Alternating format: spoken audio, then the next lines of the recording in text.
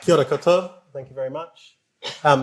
So yes, my name is Nigel Bruer. I am an archaeologist. I currently work for Heritage New Zealand Puhere Tonga, but I'm also an Australian. So my journey has brought me quite far from home.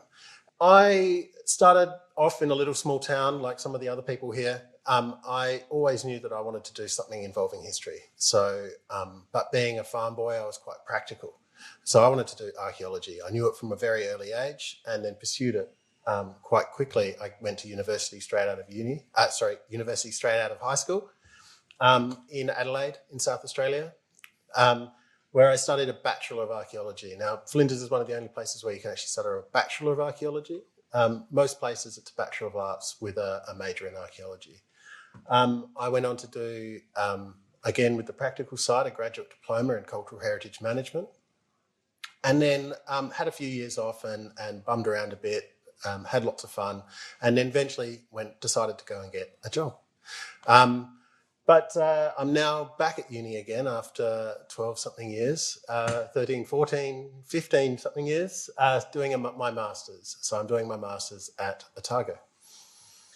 Now, when I decided I wanted to get a job, it was the middle of the mining boom in Western Australia. So naturally, that's where all the work was. So I packed up my bags and I left home and went to Western Australia. Western Australia, if you don't know, is bigger than Texas. And I found myself flying in and out of the northwest into the Pilbara, which is about a 2-hour flight.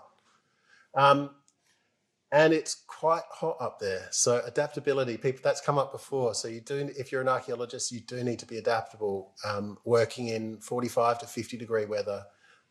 When it's 45 to 50 degrees in the shade, it is very hot. So, but it is also stunningly beautiful. Most of the work that we did out there was going in before any work had happened on these mine sites, working hand in glove and alongside traditional owners, and working on their country to uncover and re-identify archaeological sites so that they could either be avoided or recorded properly.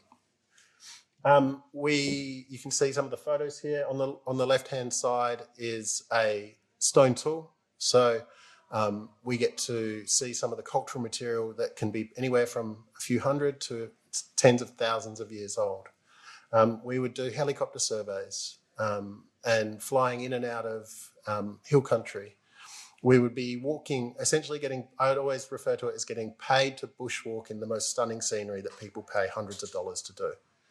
I think the most memorable experience and the best part about being an archaeologist in Australia is working with Indigenous communities, hearing their stories, recording their heritage and helping for them to get a better understanding about some of the ways in which may have been lost through colonisation, in that their elders lived in country. So I was an archaeologist in Western Australia. I didn't just work in the Pilbara, I also worked throughout the whole of Western Australia. I worked in the southwest, in the forests. So middle of winter, it's 2-3 degrees and raining and really, really wet, whereas it's nice and warm up in the Pilbara at the same time of year. I worked in the city. We worked with historical heritage, historical archaeology.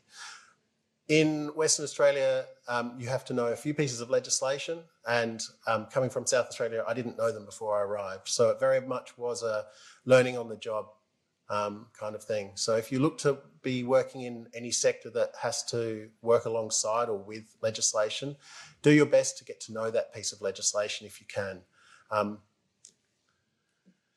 And then I moved to Christchurch. So my wife's family's from here. We didn't have family in Western Australia. So we moved over here during the middle of the pandemic, which was an interesting experience. And I began to work for one of the local firms here in Christchurch. That again sees you doing a vastly different sort of archaeology to what I was used to. And so that's another adaptability. And so too is watching a digger at -5 at 6 a.m. in the morning. So, but, I get to crawl around the brick barrel drains in Lyttelton. I get to go out onto a boat and record jetties in Lyttelton Harbour, dig rubbish pits from the 19th century on domestic sites in Christchurch and around. As part of my master's, got to go down to Otago and do some work there, digging some midden sites as well. So as my role as a Heritage New Zealand Puhera Taonga archaeologist, I do a lot to do with the legislation, as you can probably expect. We are a Crown body. We administer the Heritage Act, the Heritage New Zealand Puhera Taonga Act. And my day-to-day involves working with stakeholders, archaeologists, local government, anyone who has to comply with the provisions of the Act. It's a really interesting role, and I feel like my experience as an archaeologist and working in consulting has led me up to this point where I now feel like I have a good enough understanding of how that side of the sector works to be able to now work on the opposite side of the coin. How to get a similar role? Get as much experience in the field as you can. If you can volunteer, a lot of organisations will take unpaid interns. There's often a lot of field schools that can happen that you may be able to attend as part of your papers at uni or as a volunteer as well. Develop your communication skills. As an archaeologist, you're constantly having to report back your findings.